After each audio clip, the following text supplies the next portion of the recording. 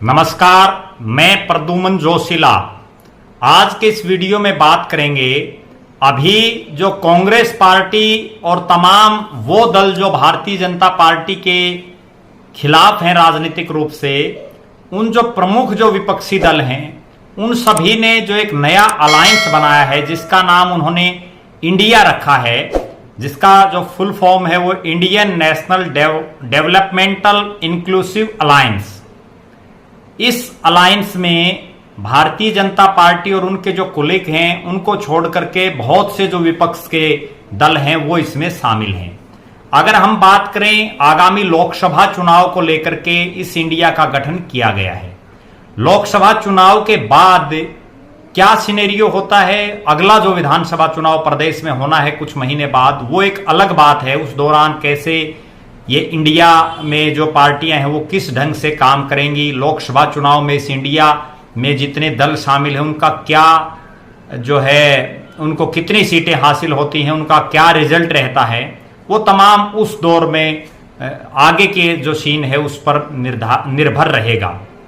लेकिन अगर वर्तमान में बात करें, अगर इंडिया जिस ढंग से अभी जिस गति से विपक्षी दल उसकी लगातार मीटिंगें चल रही हैं और 2 मीटिंगें पहले बिहार में हो चुकी है, उसके बाद बेंगलुरु में हो चुकी है, अब मुंबई में होगी, तो अगर हरियाणा प्रदेश के सीन से देखें तो प्रदेश में मुख्य रूप से 5 राजनीतिक पार्टियां हैं, जिनमें Bharatiya Janata party, Indian national Congress, आम आदमी पार्टी, इंडियन नेशनल लोकदल और जननायक जनता पार्टी। इनमें से 2 पार्टी सत्ता में हैं, जिसमें बीजेपी और जेजेपी, इन दोनों का अलायंस है और दोनों ही एनडीए में शामिल हैं, जो भारतीय जनता पार्टी के नेतृत्व में गठबंधन है। और अभी जो प्रधानमंत्री नरेंद्र मोदी द्वारा एनडीए की मीटिंग बुलाई गई उसमें भी दोनों प्रमुख दल, बीजेपी की तो थी ही, जेजेपी भी उसमें शामिल थी। तो निश्चित रूप से 2 दल तो इकट्ठे चुनाव लड़ेंगे एनडीए में। दूसरी तरफ अगर बात करें बाकी जो 3 पार्टियां हैं, जिनमें कांग्रेस, एएपी, आम आप और इनेलो, संभावनाएं ऐसी जताई जा रही हैं कि ये तीनों इंडिया के नाम से जो विपक्षी दलों का जो अलायंस होगा उसमें शामिल रहेंगी। आम आदमी पार्टी तो जो इंडिया के नाम से जो अलायंस है उसकी मीटिंगों में लगातार शामिल रही है। इनेलो अभी तक किसी मीटिंग में गई नहीं है, उन्हें बुलाया गया है या नहीं बुलाया गया ये अभी तक कोई स्पष्ट नहीं हो पाया है, लेकिन ऐसी संभावनाएं हैं। और बार बार इनेलो के नेता अभय सिंह चौटाला और चौधरी ओम प्रकाश चौटाला ये सार्वजनिक रूप से बयान दे रहे हैं कि भारतीय जनता पार्टी को रोकने के लिए, बीजेपी जेजेपी को हराने के लिए वो किसी भी दल के साथ समझौता कर सकते हैं, किसी भी अलायंस में वो जा सकते हैं। और कांग्रेस के भी कई नेता दबी जुबान में भी और ओपनली ये बात स्वीकार कर रहे हैं कि इनेलो को भी इंडिया में आ जाना चाहिए। हालांकि चौधरी भूपेंद्र सिंह हुड्डा और उनके बेटे दीपेंद्र सिंह हुड्डा और कांग्रेस के जो पीसीसी के प्रेसिडेंट हैं उदय भान, वो तीनों ये खुले रूप से कह रहे हैं कि कांग्रेस सक्षम है प्रदेश में अकेले चुनाव लड़ने में।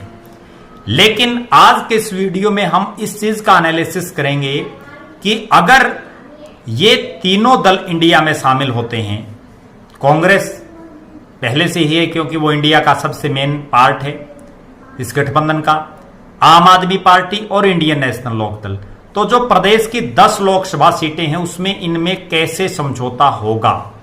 मेरा निजी रूप से ऐसा मानना है कि इंडियन नेशनल लोकदल 2 सीटों पर दावा करेगी, आम आदमी पार्टी भी 2 सीटों पर दावा करेगी, जबकि कांग्रेस ये चाहेगी कि दोनों को 1-1 सीट दी जाए, ताकि 8 सीटों पर कांग्रेस, 1 पर इनेलो और 1 पर आम आदमी पार्टी चुनाव लड़े और 10 की 10 सीटें ये इंडिया गठबंधन जीत जाए। अगर इनेलो और आम आदमी पार्टी को 1 भी सीट कांग्रेस ने नहीं दी तो लिहाजा कोई समझौते का तुक नहीं होता और कोई समझौता चले भी नहींगा। जो आम आदमी और इंडियन नेशनल लोकदल के जो कार्यकर्ता हैं वो अगर उनको 1 भी सीट नहीं मिली तो लिहाजा किस मुंह से वो कांग्रेस को वोट देंगे, ऐसा संभव दिखाई नहीं दे रहा है कि वो उस नियत से उनकी मदद करेंगे। तो लिहाजा 2-2 सीटें अगर ये मांगेंगे और 2-2 सीटें ही कांग्रेस ने दे दी तो कांग्रेस 6 पर लड़ेगी, ये भी संभव दिखाई नहीं दे रहा। मुझे ऐसा लग रहा है कि 1 सीट पर इनेलो और 1 सीट पर आम आदमी पार्टी और 8 सीट पर कांग्रेस लड़ेगी।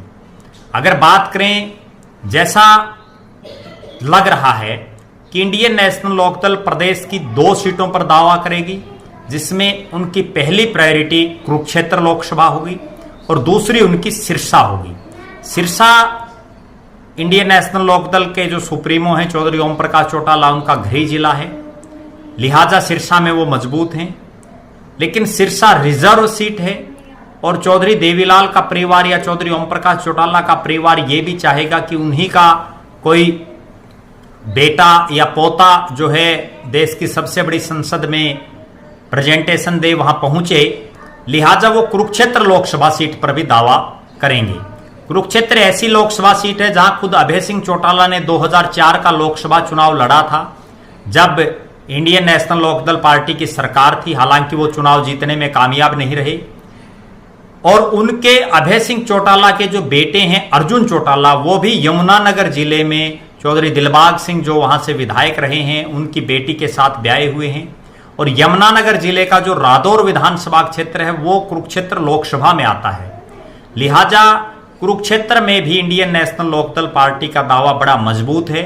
और कांग्रेस के पास इस इलाके में हालांकि 2 बड़े नेता हैं, जिनमें रणदीप सिंह सुरजेवाला हैं, अशोक अरोड़ा हैं। इसके अलावा जयप्रकाश भी अपना एक वर्चस्व उस क्षेत्र में रखते हैं।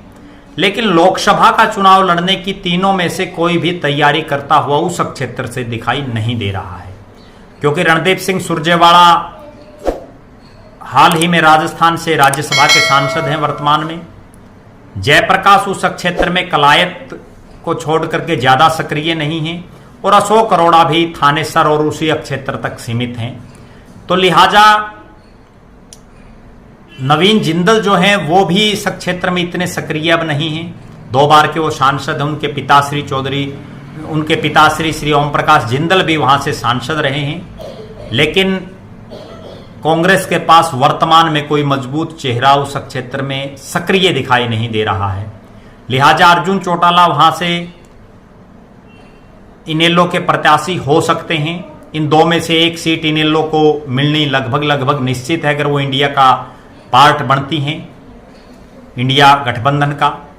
अब बात करते हैं आम आदमी पार्टी की। आम आदमी पार्टी 3 लोकसभा क्षेत्र ऐसे हैं जिनमें से 2 पर दावा करेगी।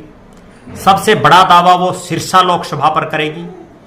उसके पीछे का कारण यह है कि सिरसा जो लोकसभा है उसमें सरदार बाहुल्य बहुत लोग हैं और जो सरदार बेल्ट है वो पंजाब में भी हमने रिजल्ट देख लिया, जहां प्रकाश सिंह बादल जैसे बड़े बड़े नेता जो अनबीटन रहे उनको हराया। सुखबीर सिंह बादल हारे, मजीठिया हारे, नवजोत सिंह सिद्धू हारे, अमरिंदर सिंह हारे, बड़े बड़े नेताओं को हराया और बड़ी अपार बहुमत जो है आम आदमी पार्टी को मिला। अब भी जो कुछ समय पहले प्रदेश में पंचायत चुनाव थे उसमें भी जिला परिषद के चुनाव में आम आदमी पार्टी ने सिरसा लोकसभा क्षेत्र के कई वार्डों में अप्रत्याशित जीत हासिल की है। दूसरी बड़ी बात यह है कि आम आदमी पार्टी की जो कैंपेन कमेटी के प्रधान हैं डॉक्टर अशोक तंवर, वो खुद सिरसा जिले से हैं। सिरसा लोकसभा क्षेत्र से वो सांसद रह चुके हैं, वहीं सिरसा में रहते हैं और उनका अपना एक खुद का रसूख है पार्टी के अलावा और पार्टी के वो बड़े नेताओं में शामिल है। लिहाजा उनको लोकसभा में पहुंचाने के लिए आम आदमी पार्टी इंडिया अलायंस में सिरसा पर दावा करेगी और सबसे बड़ा दावा उनका बनता भी वही है। अगर सिरसा में कोई आनाकानी होती है, सिरसा इनेलो के कोटे में चला जाता है या कांग्रेस के, चूंकि कांग्रेस के पास वहां कोई बहुत बड़ा नेता नहीं है, कुमारी शैलजा उस क्षेत्र से सांसद रही हैं, लेकिन शैलजा अंबाला से भी सांसद है और वो अंबाला से ज्यादा उनकी प्रायोरिटी है चुनाव लड़ने की।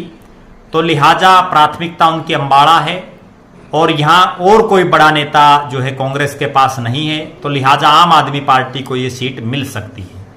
2 ऐसी और सीटें हैं, गुड़गांव और फरीदाबाद, जो दिल्ली के साथ लगती है, एनसीआर क्षेत्र में आती है, जहां दिल्ली में चूंकि लगातार पिछले कई सालों से अरविंद केजरीवाल के नेतृत्व में आम आदमी पार्टी की सरकार है।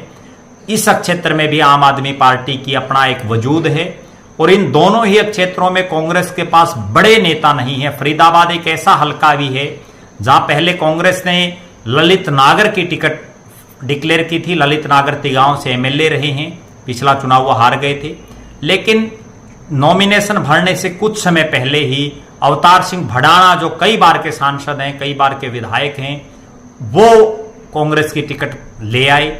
ललित नागर की टिकट कट गई और अब अवतार सिंह भडाना इतने सक्रिय नहीं हैं।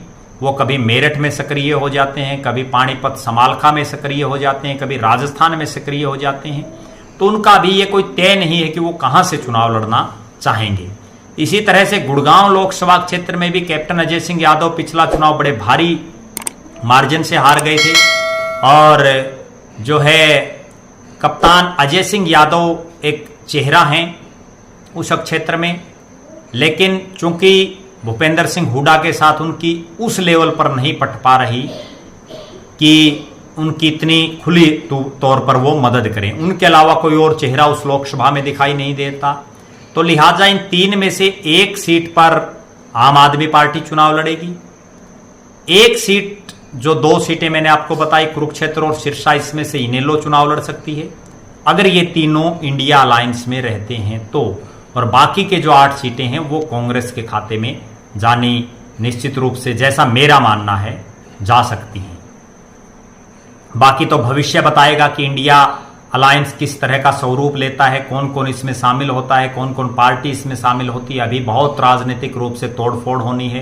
राजनीतिक रूप से कई नेता दल भी बदलेंगे, कई नेता दिल भी बदलेंगे, कई नेता हृदय परिवर्तन करेंगे, कई नेता घर वापसी करेंगे। वो तो भविष्य बताएगा कि होता क्या है। आप लगातार हमसे बने रहें, हमारे फेसबुक पेज को लाइक और फॉलो करें, यूट्यूब चैनल को आप सब्सक्राइब करें, वीडियो को शेयर करें और कमेंट के माध्यम से जरूर बताएं। भविष्य की राजनीतिक गतिविधियों से हम लगातार आपको रूबरू कराते रहेंगे। धन्यवाद। आपका अपना प्रद्युमन जोशीला, नलवा।